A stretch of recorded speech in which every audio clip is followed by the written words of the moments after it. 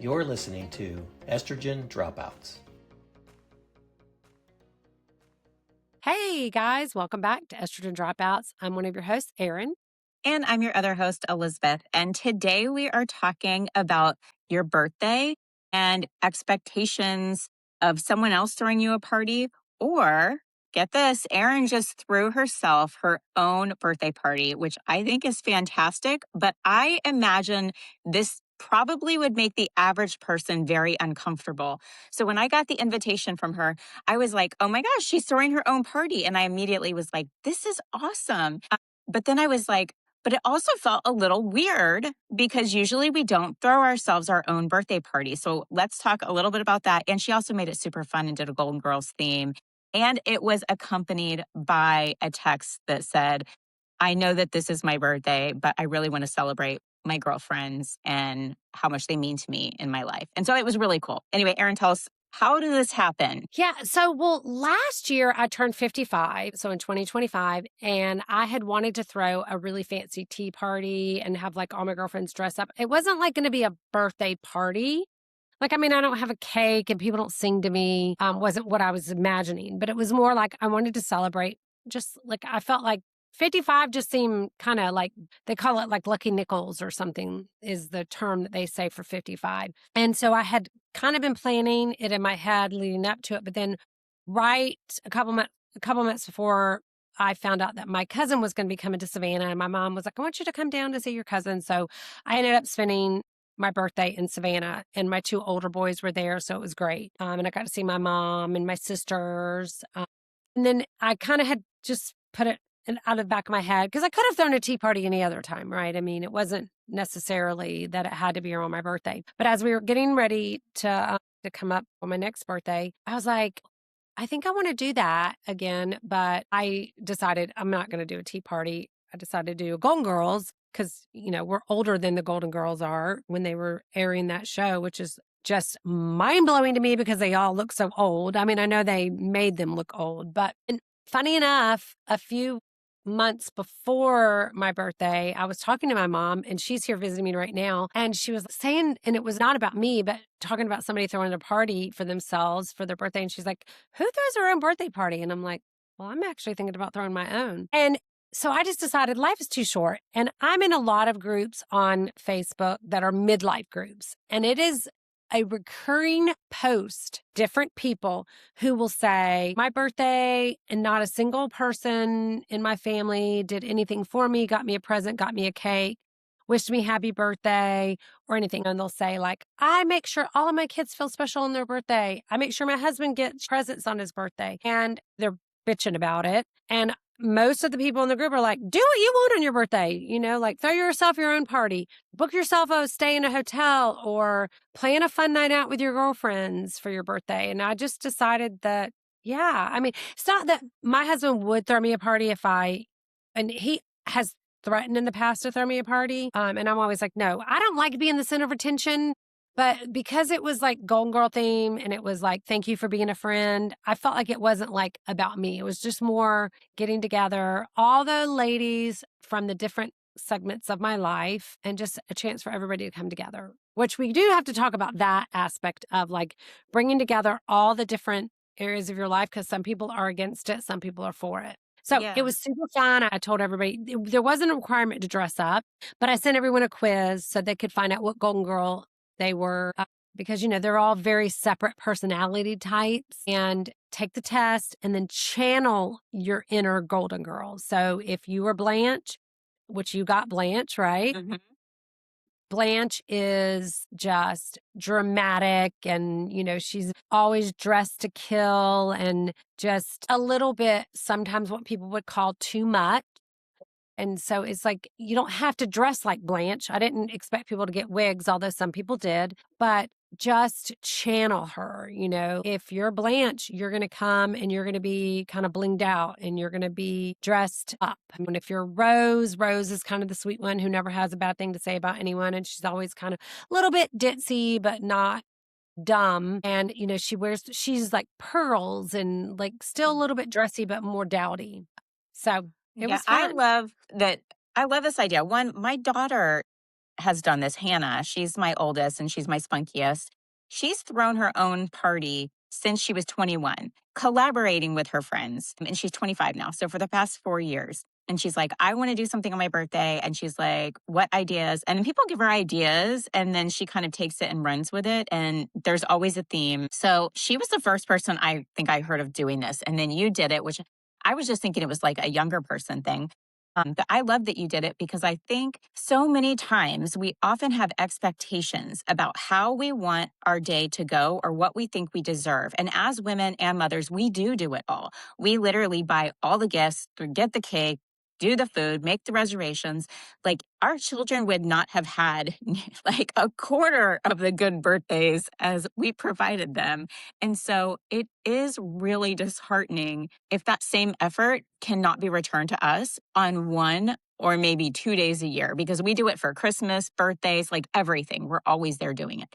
So if you are a part of a family that maybe for whatever reason doesn't celebrate you in a way that is deserved on your special day, then I think not that you write them off, but you do what you need. You give yourself what you need. And if you need a day with your girlfriends where you can just relax and have fun and you want it to be fun, I love the idea of like it themed. I think that is so fun. And it's just so different than just like, oh, let's just get together and eat. Like, I don't know, it makes it more interesting. And Yeah. I love the idea of bringing friends together from different walks of life and I'm always of the mindset, the more the merrier. And I like meeting new people. I like that. How did that go? Did all your friends like? So it's very interesting because I have one friend who this wasn't leading up to the party, but in the past we've talked about that and how she keeps kind of her friends group separately. So maybe it's like moms of daughters' friends, neighborhood friends, work friends, these friends. And I know that we often can have different maybe personas. I mean, it's not that we're different people or we're putting on a mask, but if you're with your work friends, you might act a little bit differently than you would with like your friends that you grew up with from high school that know you from your wild days or what have you. So I wasn't really worried about it. Like I'm pretty much who I am all the time. I mean, I'm not like a different person with different friend groups, I mean, but how exhausting would that be though, to be a different person? yeah, but I mean, I think there's like probably some subtle differences than people that have known me forever, ever than people who know me now because I am pretty boring. And there probably was some times in my past, life that I was probably a little bit wilder or whatever. Actually, I was probably never wild. I've always been an old lady. I was gonna say If you know me in real life, you know that I am not a partier. I am the one on girls' trips who, because I don't drink. So I'm always the mother hen. They all call me mother hen because I make sure all my ducks are, gathered and I like gather all my little chicks up, make sure everybody's safe. And if I go out with girlfriends locally, I'm the designated. I don't mind driving because I don't drink. So I'll drive.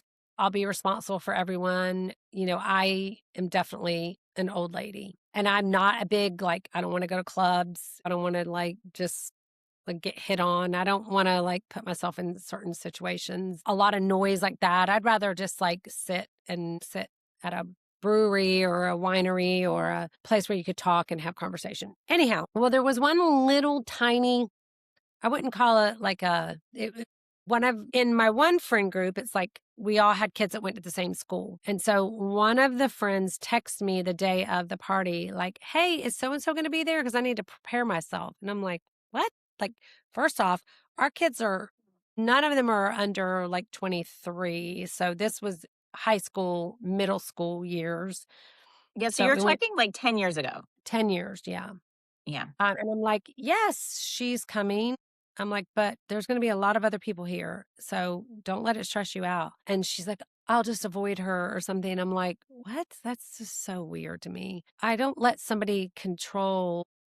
will never let someone control my emotions like that or have any sovereignty over my emotions. That was a long time ago. I would just have been, it's not that I would be fake, but I would just be polite and like say, hey, how are you doing? And then maybe just not get into a deep conversation with that person. I mean, I can be around people that I don't necessarily aren't my favorite people very easily. It does, I mean, I don't choose to seek out people that I don't like. Right. It's not like it's a regular thing, but once every 10 years, like you're like, well, this is, even in like my neighborhood, I throw all of the social yeah. parties, and there probably are people in my neighborhood who I wouldn't choose to be friends with if if I wasn't the social person throwing all the parties. And so it's not that I don't like them per se. It's just that maybe I wouldn't choose to have them in my social circle if it wasn't a neighborhood event. And so I can be very polite, friendly, neighborly is what I call it. Be Mhm. neighborly.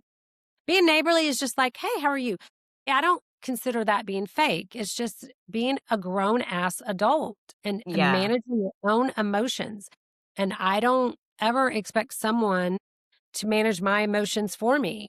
And so when I got that text, I do have to say, I was kind of like, what the heck? Like, first off, you're an adult, be an adult. Secondly, like, why would you put that kind of energy in me on the day of my party? Like day of, like asking me this and like, I don't know. It did kind of like, I think there's like, it just shows that that person has like a confidence issue. And perhaps now I'm psychoanalyzing and I am no therapist. So I probably, play therapist. It's I okay. play a therapist on a podcast. That's it. But maybe there's some shame there on her part, like it was deserving. Or like, do you know what I mean? I don't know if it's like, if you're uncomfortable around someone, like when I think of like some people that I have maybe had like a falling out with, I don't feel it doesn't affect me at all because I know that I was correct. Right. You were above board. You were, Right. I was good. But then, like, from my younger days, there is like one person I had a falling out with that's murky. And so I'm like, did I do something? Like, I don't know if I did something or not, but it is. So there, if I see that person, there is shame because I'm like, did I do something to cause this issue? And I have tried to talk to that person. I think I shared this like a year ago about my friendship falling out. And then it was like, 'cause I made that post on social media about her dating a younger guy or whatever. So if I were to run into her, I think I would feel uncomfortable because I feel like I hurt her. And that was mm, never my intention. But for anything since like anything else, I feel like if yeah. you got And a there are problem with me, times that that's your on you. friendships, you're like, it was for a valid reason. Like Yeah. you weren't doing it. Yeah.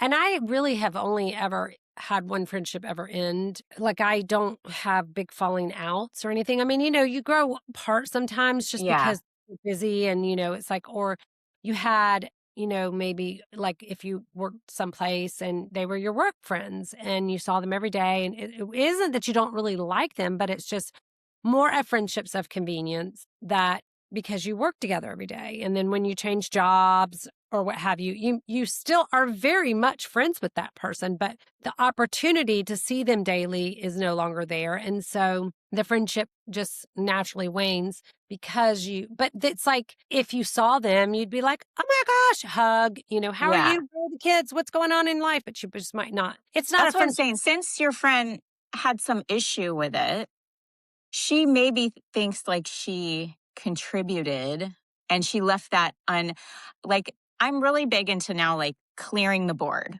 like or staying above board and clearing the board as far as my part in anything. Like, and I've been like this ever since I had that falling out and that misunderstanding with that friend I had.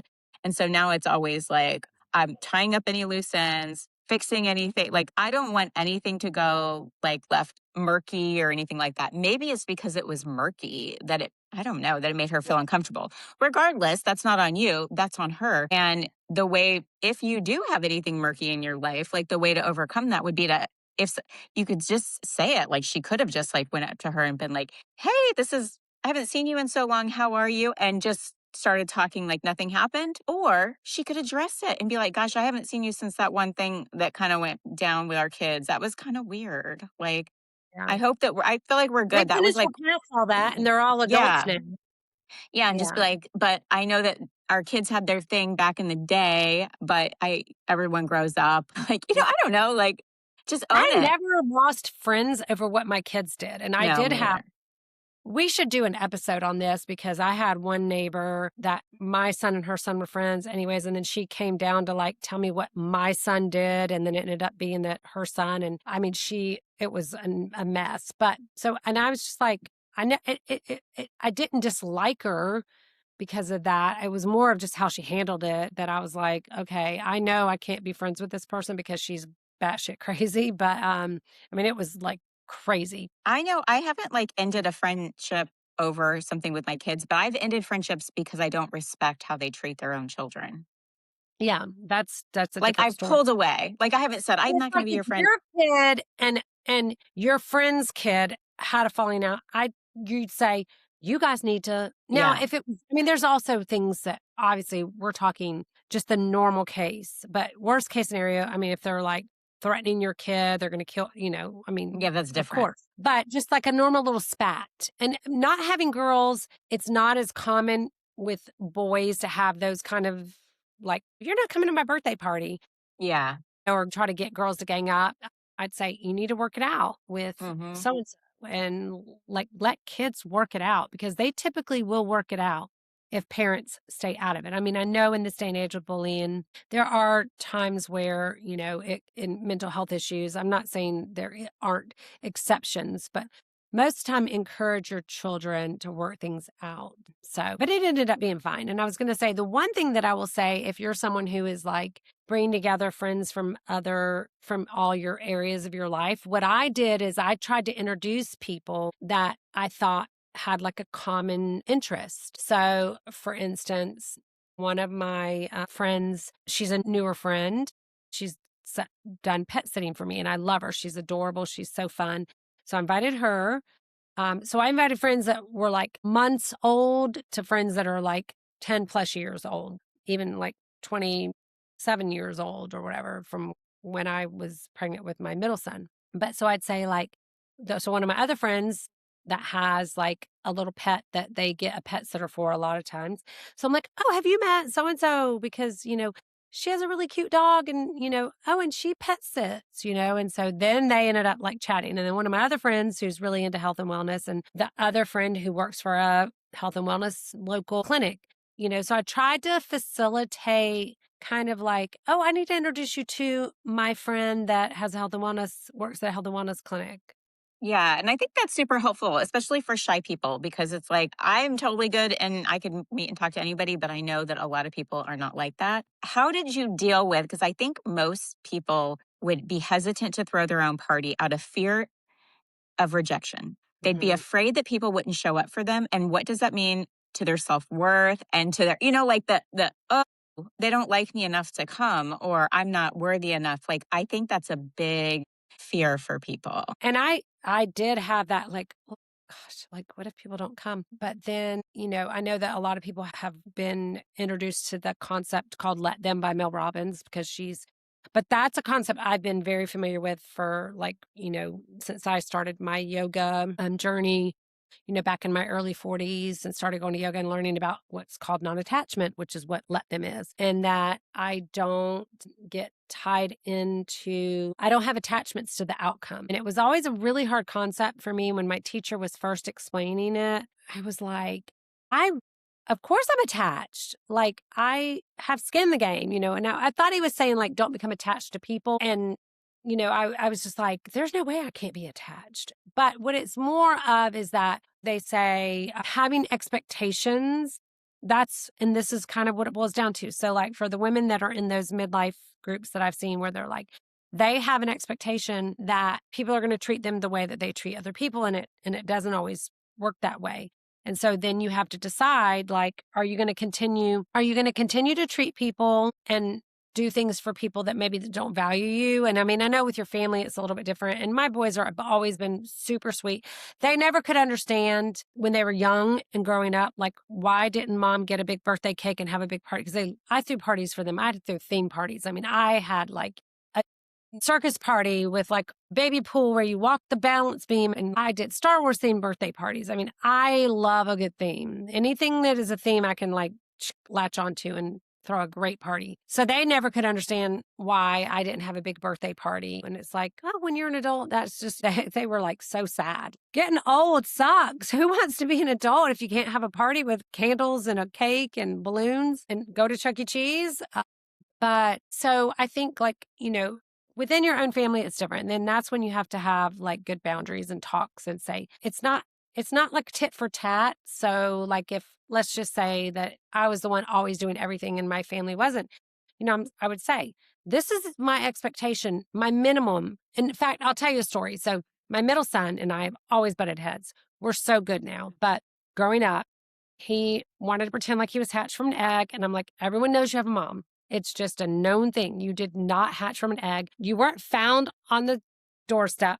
I'm your mom. And there was a period of time where we'd bought him a car when he was 16. Then he started driving to school and lacrosse and all of that. And then he wrecked that car. And so I was having to drive him because he didn't want to take the bus as like a whatever. I guess maybe he was in 11th grade at that point. And he would just get out of the car and not say anything. Like he wouldn't say, thank you, mom, anything. It was like he would just jump out of the car and head out. And same thing, I'd drop him off for lacrosse practice, he'd get his lacrosse stuff out of the back. He wouldn't say, thank you, mom. And so finally I was like, okay, this is the thing. Well, you're being an asshole and you're being ungrateful. And so here's what is the deal from now on. When I drive you to school, you are to say, thank you, mom. I hope you have a great day. This is my expectation. And if you don't meet my expectation, then you can go back to taking the bus or you can find a ride. If some of your friends can't come get you, tough shit, you can walk to school. I was like, this. And so he would be like, thank you, mom. I hope you have a great day. Started out being a complete smartass for a couple weeks. Then finally, he realized that, I definitely know that he regrets it now that he was such an asshole, but it's part of growing up, right? You're not going to cut your kids off or your husband off, but you're going to say, here is my bare minimum expectation. And like, I expect you to meet it. I know you can. You're a smart person. You can be a kind person. You can be, the kind of person who does these things. So setting the expectation. So if you're not gonna, but like if your husband's like, I'm not good at throwing party and he wouldn't get all the things and it would be too much of a hassle for him, then you let him know. Then, okay, well, this is what you can do. You're going to take me out for a nice dinner. Like, I just am a big believer in like telling people what you want and what you need. And especially in your marriage, because they're not mind readers. And then if they can't rise to the occasion, then that is a different avenue that you have to take. Maybe go counseling, whatever. Find somebody who can like tell them like, this is not acceptable, because people oftentimes will put in the bare minimum effort.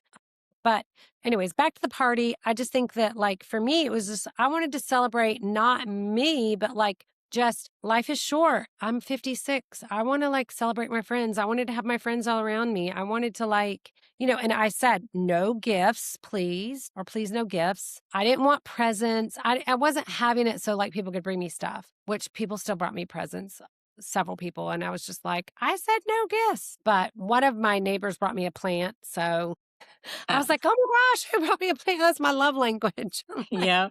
Well, I think that like if you are worried about like rejection and people not showing up for you, like I look at it too as yes, your expectation, but then like God, the universe, whatever, will put the people in front of you that need to be there. So if you invite 20 people and 2 showed up, guess what?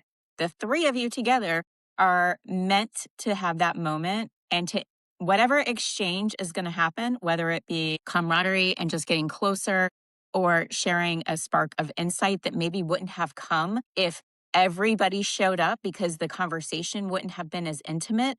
Like that's the way I would look at it for sure. Because that's what I think sometimes when I'm like, oh, well, I was supposed to do this with 5 people, 2 of them canceled. Now it's just the 3 of us. And part of me is always like, initially like, oh, I kind of like the A more the little merrier. Yeah. But then I'm like, well, maybe there's something that needs to be heard or said if it's just the 3 of us and that couldn't, a message that couldn't have gotten through with more of us. And that seems to always be true for me. I think when you look for the magic in every situation, it always shows up. But absolutely. And thank you for getting me back on track about expectations. yeah, Yeah, I was like, I knew there was something I was supposed to be answering, but I was like, I went off on a tangent, which is totally me. But yeah, I mean, I did have these like, oh, what if nobody comes? Like, oh, well, if nobody can come, and it's also summer, it's a busy time. I was like, I will not take it personally. I just I had think the most like disheartening thing for me was when you sent those texts out, everybody did not answer. right away, which that is I a mean, little it thing. all ended up being fine and everybody eventually did answer. But initially, I think that's when my heart would have sank. Like, what the actual, like, so she sent out a bunch of the invites via text, and some people that she was sure would have answered right away didn't. And Not even to say, yes, I'm coming. Like, it's not even like it was more about lack of acknowledgement. So I will say right, that. It wasn't like I expected everyone to say, yes, I'm dying to come to your birthday party, be a golden right. But girl. just to say, or even to say, oh my gosh, this sounds so fun. Let me look at my calendar, talk to my husband, and I'll get back to you. Like, that's, but they like literally, it was silence. It was silence for like 5 days. I mean, some people immediately text back. But Yeah. I mean, I invited like, I don't know, let's say 25 people. And it wasn't that I expected everyone to answer right away, but I expected within the first couple of days that people would say, thanks for the invite. I can let you know. Cause I just said, let me know by this date. It was like a week ahead or 5 days ahead or something. They didn't have to let me know right then when I sent out the invitations in the middle of June because my party was the middle of July. And I did tell you that. And I said something to Jeff, like, because some of the people that I was like, I can't believe I haven't heard from this particular person, which then I ended up hearing from them. But I ended up, and Jeff's like, well, maybe just retext them because maybe, I know how I get busy. And I'm like, no, like, I'm Yeah, not and you asked retexting. me about it. You're like, Jeff says I should retext them. I'm like, absolutely not. Screw them. You know, I'm like, I'm a Scorpio, y'all. So I'm like, Stinger is out. They literally, like, I'm like, no, blocked forever. But I'm glad that you didn't listen to me because it worked out. Well, I ended up texting a few people to just say, hey, I'm just checking back to see if you're able to come. And like one of them was like, oh my gosh, I thought I'd text you. I'm so sorry to make you do extra work. And I'm like, oh, no big deal. Because I was like, I know that they would come if they're free. I mean, it's like everybody's busy and it's not like I expected everybody, like I said, to prioritize coming to my party, but most, I'd say more than half I heard back from almost immediately. But there was like, let's say 5 people and some of them were people who I thought I would have heard back from immediately that when I didn't hear. And then it's finally like, I'm sorry to be so late. I just was trying to figure out if I could come. I mean, one of them is like my friend that we've been friends since 8th grade. I reached back out to her because I was like, we just had dinner not too long ago. I know like there's no reason that she wouldn't come. And she was like, oh my gosh, I have plans, but I was thinking that maybe they were going to fall through, blah, blah, blah, And I was like, okay, no problem. But yeah, I think it's just like, I'm like you. And I read this really interesting article the other day, and it was saying how, it's all about perspective. And so if you're told, so I'm going to try to make this make sense. But so they had these test participants and they told a select group, randomly picked, like, you're going to do really well on this test because you have cognitive advantage that other people don't have. And those people did like 48% better than the other people because they had been told that they were going to do better. So it's like whatever you believe happens. So like if I was believing that like, like these people aren't coming because they don't like me, then that's going to happen. And so instead of me just saying like, just be, like you said, being open to what the universe has, like I always feel like everything works in my favor. I don't ever think like that people are out to get me or things are out to get me or, I have bad luck. I'm like, I have great luck. I have so many blessings. And so I think it's just however you frame it. And so for me, practicing non-attachment is just like letting it be what it is.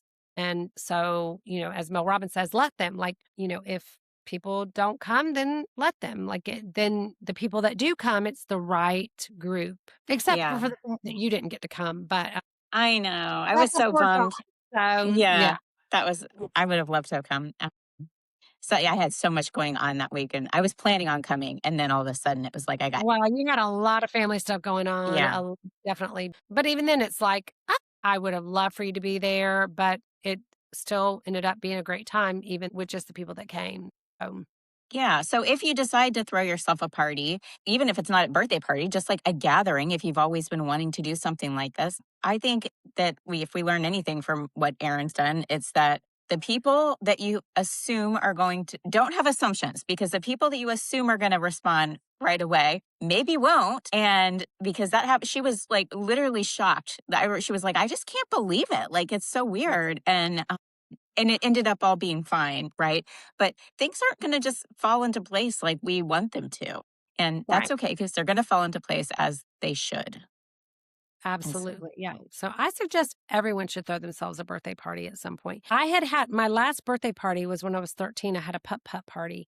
And then two of my good friends threw me a 40th surprise birthday party, very small. It was only like 8 people. It was at a restaurant. It wasn't like a big shindig because they know those two friends know I don't like to be the center of attention. So I would not have wanted to have a bunch of people. But I mean, maybe I'll make it an annual thing. Who knows? It'll be my annual themed birthday party that's not a present party, but just have a get together. yeah. So I feel like I could not throw myself a party at this stage in my life. It's definitely where I want to move toward because I don't have enough people that would show up for me because I don't show up for people enough. Because I have been in such a state of like overwhelm and focused on my family and through they're transitioning, like all their different transitions between the three of my kids and what they've been going through. And then my husband's crazy work schedule. Like I have been letting all of my local friendships, like you and I work great because it's like I can just voice message you. We just voice message back and forth all the time. And then I'll do a girls' trip with you, but it's not like an expectation to be seen regularly throughout the week. And I feel like I've been in this weird, I definitely have like people here that I would consider friends, but I haven't prioritized those relationships. And when you don't show up for people, you cannot expect people to show up for you. And so moving forward, I'm hoping in this next stage of my life because I'm transitioned. So my middle daughter moved out. That's what was happening over the weekend of Erin's birthday and with her fiance. And so and then Johnny went back to school for the summer. Anyway, I'm hoping that after in about a year, like I'll be an empty nester totally. And maybe I'll start. I mean, I'm going to start. I'm not waiting till then to develop relationships.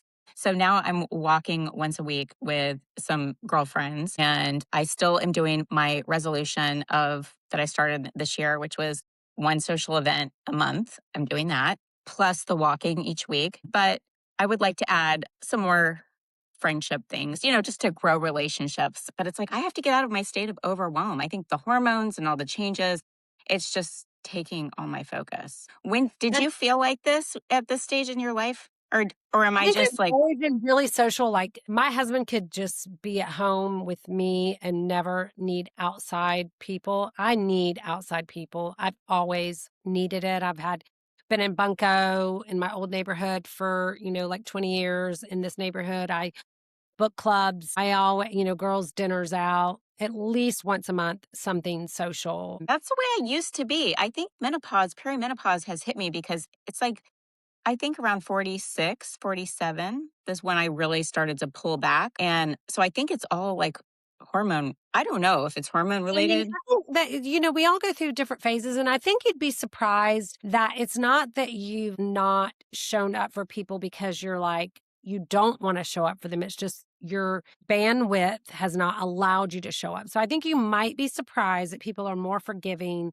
And I don't think it's a tit for tat thing. It's like, well, she didn't show up for me, so I'm not going to show up for her. And if that friend is saying that, then that's not a friend that you want to have anyways, right? I Yeah. mean, you will have friends that will see through all seasons of your life and will understand that, like I was saying, it's like if you see them, no time has passed. I mean, not everyone can be a soul sister, right? I mean, Yeah. some friendships are more centered around maybe you love to quilt. And so you quilt with a quilting group. And so they're your quilting friends and y'all have so much in common because you love to quilt. And all you talk about is quilts, though. So you may not share your deep secrets. They may not be a soul sister, but the friendship is still it's a valuable friendship and it provides you with our social connections. That was something I also read that it's like the things that make our life worth living. It's not money, status. I mean, health is up there, but it's our social connections. And they've done so many studies on like long-term happiness. They've followed all these Harvard grads for 80 years, this longitudinal study on happiness, the happiness study. What they found is those with the best social connections had the happiest lives, reported Yeah. themselves as being the happiest. And it doesn't have to be, and it can be micro. So when I go to the grocery store, I'm bound to have a conversation with somebody. It's just inevitable. I recently had some surgery, and which we'll talk about on another episode. And the gal who was like my intake coordinator, I ended up getting her entire life story, like literally. We ended up becoming best friends in a matter of, it was supposed to be probably like a 15-minute interaction, and it ended up being an hour. And I got to hear all about her getting COVID. And it never surprises Jeff because he's like, people tell you shit that they would never tell me. But I think it's because I'm just very open to the micro connections. And so it's not that Patty that, did my intake coordination, that she and I are ever going to be best friends, but we had a connection in that moment, that time period where I really listened to her. And so, it's like, it doesn't have to necessarily be that everyone is a soul sister, but that you have those micro connections throughout your week. Like Yeah, I saw like even if you are not a big social person, but you regularly see the same people, like when you go to the same coffee shop or when you have the same waitress at your favorite restaurant and or like at the grocery store, you always get the same person ringing you up at the checkout. Like if you have if you're an introvert and you're like, I am not into like social gatherings that much, but if you at least do all those little connections, that also contributes to the community aspect so that to help with your longevity. And so don't think that you have to have like a big party or like not a big party, like big friends to end up still having the health benefits from longevity of community because knowing the Starbucks girl, that's also considered community. absolutely. Yeah. So, and it could be through your church, your yoga studio, like you said, your coffee shop. You go to the library and the same librarian checks you out and you say, hey, Pamela, how are you? So, yeah. Well, do you have anything else to add? Nope, that's it. Yeah. So throw yourself a birthday party, girls. Tell us what, if you do it, if you need any insight into how to throw a Golden Girls one, I'll be happy to help. And my Yeah. former, I really think I should have been an events coordinator or a party planner, not weddings, just because I know that that's the most stressful time. But I would love to like throw corporate gigs where you could throw a party where they had like a good budget and they're like every little detail. Yeah.